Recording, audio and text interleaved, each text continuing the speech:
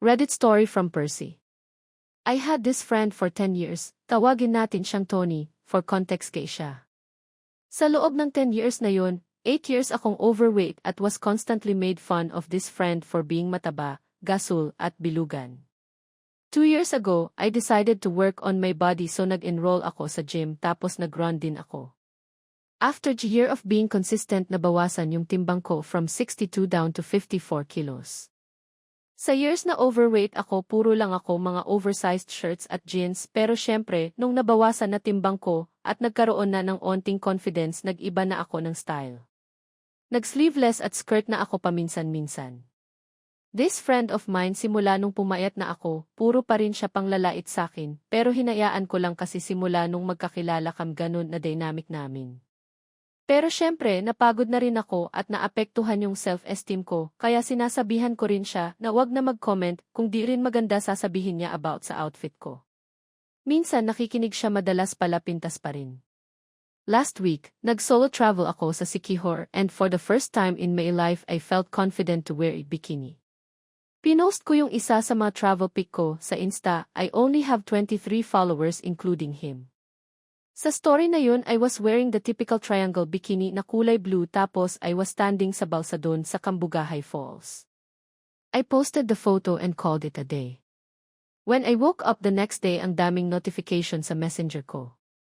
Yun pala ini-screenshot ni Tony yung picture ko tapos sinend sa GC naming magbabarkada. 7 kami dun sa GC tapos 3 dun lalaki. He commented, sobrang Latina akala mo di gasul dati pero gasul pa rin yung ano. Pertaining to my boobs. I know I am blessed at matagal na nila akong inaasar about it pero di ko naman tinotolerate yun.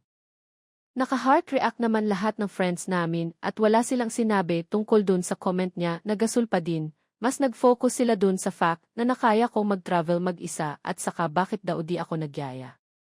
Pero I felt so offended kaya sinabi ko sa group chat na, sobrang kulang ka sa pansin at ang lungkot ng buhay mo no.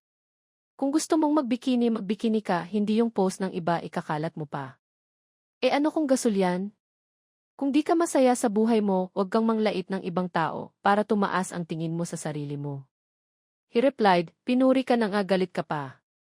Bago pa ako nakareply nag-butt in na yung isa naming friend at sinabihan siya na kung compliment, mag-compliment lang at wag na magbigay ng iba pang insulto. He said, ano yan Gen Z? Sobrang sensitive bawal ay joke. Tapos nag-leave siya sa GC namin when I tried to message him para i-confront naka-block na ako. Ako ba yung gago kasi ang harsh ng sinabi ko sa kanya?